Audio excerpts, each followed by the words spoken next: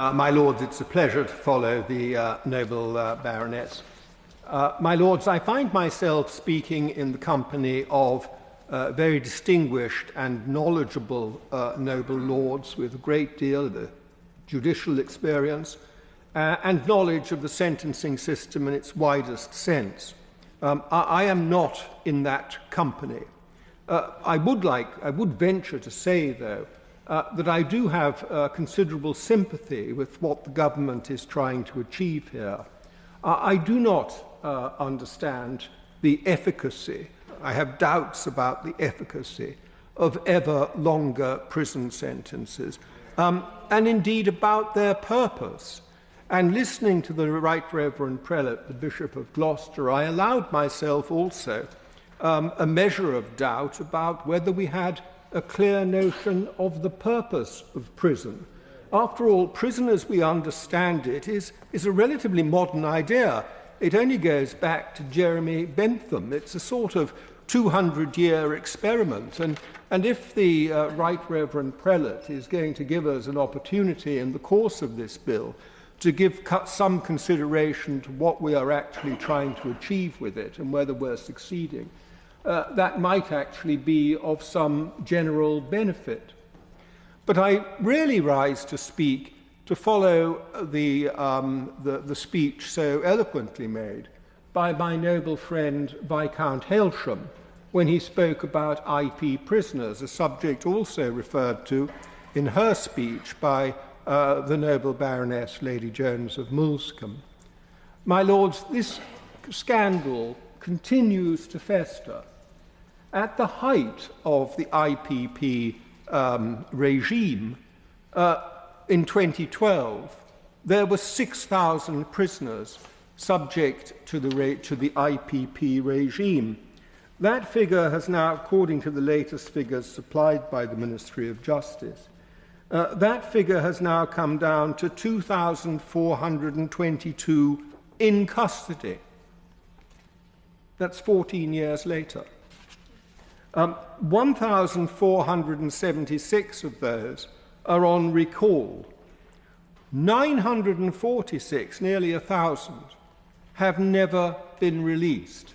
That's 14 years after the sentence was abolished. And many of them, I think nearly all of them now, are beyond the tariff that they deserved and were given at the time of their original sentencing.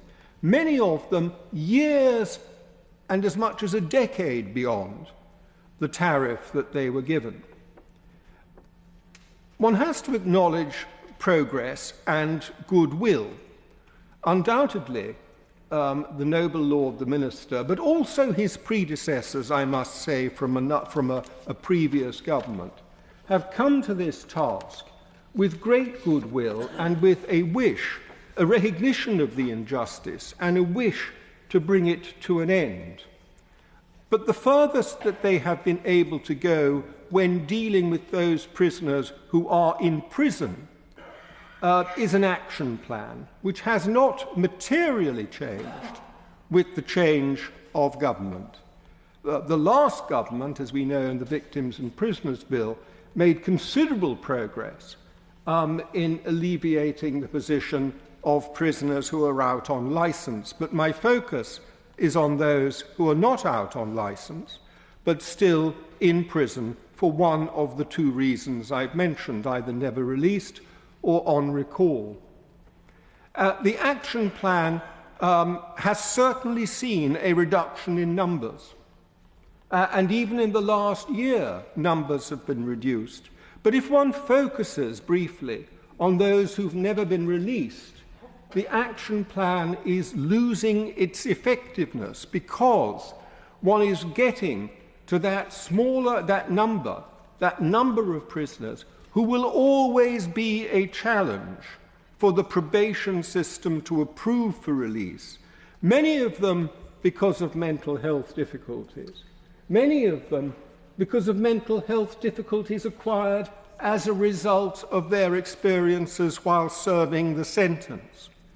And so the challenge, I think, to the noble Lord the Minister is to recognise that there needs to be something over and above the action plan to help deal with these people and find some path back to giving them justice, simply. That is, justice being that you serve your sentence. You serve the sentence that arises as a result of the crime you've committed. And we see very little sign of that, but this bill offers us opportunities to do it. We have seen ideas. The Justice Committee and the Commons late in the last government, had a proposal for resentencing. The noble Lord Woodley has a live private members' bill which would put that into effect.